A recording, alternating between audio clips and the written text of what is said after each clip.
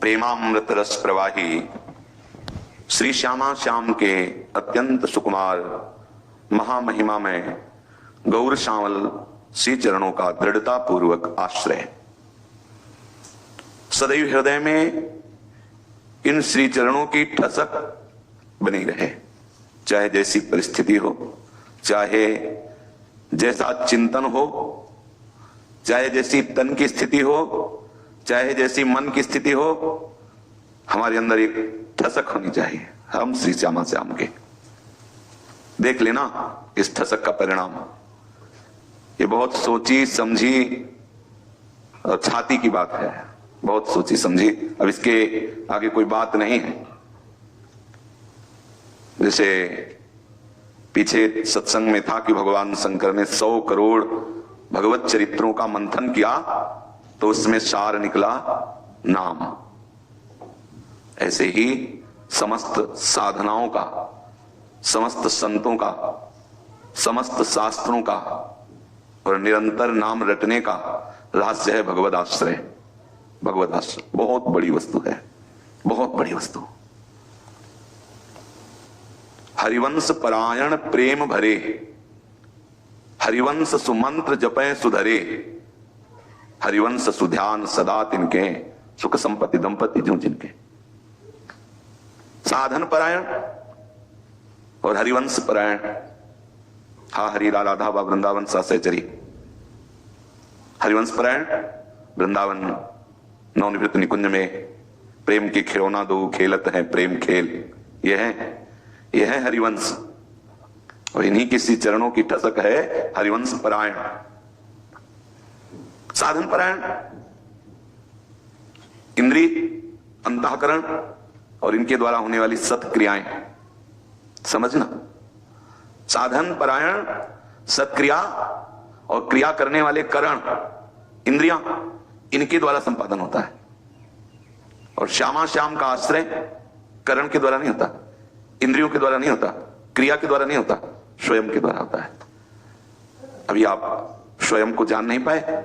आप स्वयं को शरीर मानते हैं तो तन, स्वयं को वाणी मानते हैं तो वांग, स्वयं को तदात्म भाव से मन में देखते हैं तो मन। बोले तन मन वाणी तीनों से समर्पित हो जाओ। वस्तुतः तीनों से समर्पित होने का रहस्य जो है वो खुद को समर्पित होने का है, क्योंकि तुम तीनों पे अहम कर चुके हो। इसलिए फिर पुनः ध्यान दीजिए, आपके तन की स्थिति, आपके मन की स्थिति अर्थात आपकी क्रिया या चिंतन क्या है, इससे आश्रय में कोई फर्क नहीं पड़ता। आश्रय महामहिमा में बड़ी गुप्त वस्तु की बात है। जैसे हम किसी महान रत्न को कांच समझ करके, ऐसे ही प्रायः साधन की बातें होती हैं।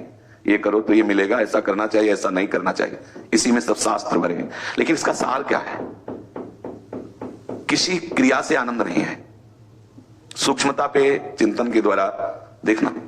जैसे भोजन पाने से रसेंद्रिय को सुख मिलता है, लेकिन आपका चिंतन खींच लिया जाए और फिर पवाया जाए सुखद या दुखद वृत्ति के द्वारा। भोजन से भी अचानक कोई बहुत बड़े सुख की बात चल रही हो और आपको भोजन पाना हो तो पूरा भोजन पा जाओगे, लेकिन स्वाद नहीं बता पाओगे। या एकदम दुखद पिस्तौल लगा दी जाए ऐसे और कहा जाए भोजन पाओ, इसके बाद तुरंत गोली मार देंगे, स्वाद बताना फिर वो। अत्यंत सुखद और अत्यंत दुखद सामने घटना उपस्थित होने पर अच्छे से अच्छे भोग का हम स्वाद नहीं ले सकते। क्रिया हो रही है भोजन पाने की या किसी भी विषय संयोग की, लेकिन उससे सुख नहीं मिल सकता। क्यों? तो आप कहोगे चिंतन उसका पिस्तौल में है या चिंतन किसी सुखद घटना में है। सुखद या दुखद, मूल बात चिंतन हुई ना। किसी को वध के स्थान में ले जाने का समय निश्चित करके उसे बता दिया जाए, फिर जितने भोग हैं सब एक साथ उसको प्रदान किए जाए, क्या वो किसी भी भोग का सुख ले पाएगा? किसी भी भोग का कोई भी सुख, रसेंद्रिय, जनेंद्रिय, नेत्रेंद्रिय, घ्राणेंद्रिय, त्वगेंद्रिय, किसी। क्यों? उसका चिंतन वध स्थान में उसकी मृत्यु का समय निश्चित कर दिया गया, तो अब उसके सामने मृत्यु नजर आ रही। किसी भी क्रिया में सुख नहीं है, तो यह भी बात कह सकते हैं किसी भी क्रिया में दुख नहीं है। आपके चिंतन में ही सुख। वो तितिक्षु ब्राह्मण जब उसको दुख दिया जाता है तो यही निर्णय करता है कि दुख किसको है और कौन दे रहा है। प्रसंग बदल जाएगा उधर जाने पे। हम आपको झकाना चाहते हैं, किसी भी क्रिया में सुख नहीं है, चिंतन में है। ये बात पक्की ना? अब चिंतन के द्वारा जब हम जिन विषयों में सुख नहीं है, शास्त्र कहता है, संत कहते हैं, भगवान कहते हैं कि ये जो हमने लोक रचा इसका नाम मृत्यु लोक है, दुखालयम अशाश्वतम। इस दुखालय में एक भी वस्तु सुखमयी नहीं है, भगवान के वचन है। एक भी वस्तु अविनाशी नहीं है, विनाशी है, अशाश्वत और दुख में। अब चमत्कार देखिए चिंतन का, कि चिंतन होने पर मान्यता सुख की कर लेने पर असत भोगों में सुख का अनुभव होने लगा। मान्यता युक्त चिंतन, बिना चिंतन के क्रिया सुख प्रदान नहीं कर सकती। चिंतन बिना मान्यता के सुख प्रदान नहीं कर सकता। अब हमारा चिंतन किसी विषय का होता है, हमारी मान्यता नहीं सुख की, तो हमें सुख नहीं प्रदान करेगा। कोई भी दृश्य देखा, उसका चिंतन हुआ या सुना, लेकिन हमारी मान्यता नहीं, तो हमें उस सुख की अनुभूति नहीं होगी, क्योंकि यहां किसी भी विषय में सुख नहीं है। किसी को मीठा अच्छा लगता है, किसी को नमकीन अच्छा लगता है, उसकी मान्यता, उसकी रुचि इसमें भोग है नहीं। यह मान्यता अज्ञान और अविद्या के कारण है। एक एक चीज देखते जाइए। किसी भी क्रिया में सुख नहीं, चिंतन के कारण होता है। चिंतन मान्यता के कारण सुख प्रदान करते हैं। मान्यता ना बड़ा सूक्ष्म विषय है, ये ऑपरेशन है विचार विवेक के द्वारा। जब हम किसी विषय का चिंतन करते हैं तो एक अजीब आनंद आता है, विषय भोग संबंधी, जागतिक संबंधी। लेकिन जब हम उस क्रिया में उतरते हैं तो वो आनंद नहीं मिलता जो चिंतन में होता है। फिर जब क्रिया से निवृत्त होते हैं तो फिर उसका चिंतन होता है, मान्यता युक्त, फिर एक नया आवेश आता है उस भोग का, फिर उसको भोगते हैं, फिर वो जो चिंतन में आया उन्हें, फिर वो पूरा जन्म व्यतीत हो जाता है उसे, क्योंकि वहां सुख है नहीं, वो गलती कर रहा है अंदर से। मान्यता युक्त चिंतन किसमें सुख है, बस मान्यता युक्त चिंतन है नहीं। दस प्यारे, पूरी सृष्टि मान्यता युक्त चिंतन के सुख में फंसी हुई है नहीं। और ये तो तुम मानो या ना मानो है तुम्हारी मान्यता से। प्रभु है, प्रभु सत्य है, प्रभु त्रिकाल सत्य है, और प्रभु महासुख सिंधु हैं।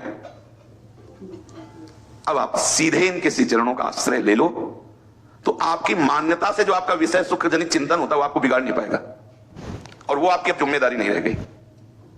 ये जिम्मेदारी हमारे प्रिया प्रीतम की होगी, हमारे आचार्य की होगी, हमारे गुरुदेव की होगी। ये हमारी जिम्मेदारी नहीं। ये मान्यता, ये विषयों का आकर्षण, ये अविद्या, ये भ्रम हमारी उपज नहीं है। बिल्कुल पक्की वकालत का विषय चल रहा है। ये अविद्या आपने उत्पन्न की, ये मान्यता आपने उत्पन्न की, ये विषय का आकर्षण आपने उत्पन्न, तो आप बोझा काय को लिए हो? फिर आप बोझा क्यों लिए हो? साहब हमसे गलती हो गई। क्यों बोझा लिए हो? साहब आपसे गलती हो गई। यहां का जो सत्संग होता है ना, वो ऐसे होता है, मतलब सीधे। आप हमें बोल सकते हो, जहां भी गलत हो, कोई भी बोल सकता है, कहीं से भी बोल सकता है, भाई यहां आप गलत बोल रहे हैं। श्री स्वामी हरदास जी महाराज, तुम्हारी माया बाजी पसारी, विचित्र विचित्र बाजी पसारी, सुरमुनि मोहे काकी कोड़। बोलो महाराज बिहारी जो, किसकी गोद में बैठकर बड़े बड़े मुनि और देवता अपने स्वरूप को भूल गए? तुम्हारी माया बाजी पसारी, विचित्र। कहां पहुंचे हमारा सिद्धांत? महाराज के ऊपर। महाराज आपके द्वारा रचित अविद्या, आपके द्वारा रचित विषय आकर्षण, और आपके द्वारा दी हुई मेरी मान्यता, मेरे में जो मान्यता भर दी वो आपने भरी है कि विषयों में सुख है। खड़े होकर मंच से बोलते हो दुखालयम अशाश्वतम, और सब विषयों में बैठ के हमारे चित्त को आकर्षित करते हो आप। अब हम आपकी ही शरण में हैं, हमसे ये निवारण नहीं हो सकता। पहले समझ लो, नहीं तो छूट है, साल 2 साल निवारण कर लो, फिर आप मिलना, फिर बता देना, जन्म 2 जन्म कर लो। इनकी बात पकड़नी है, इनकी बात पकड़नी है। मूल कौन है ना? यही है ना। सृष्टि के मूल कौन है? तो गलती के मूल कौन है? गलती के मूल कौन है? अगर सृष्टि के मूल ये हैं तो हम फंसे कहां हैं सृष्टि में? तो इस फंसाने के मूल में कौन है? ये तो छूटेगा कहां से? मूल से ही तो ना।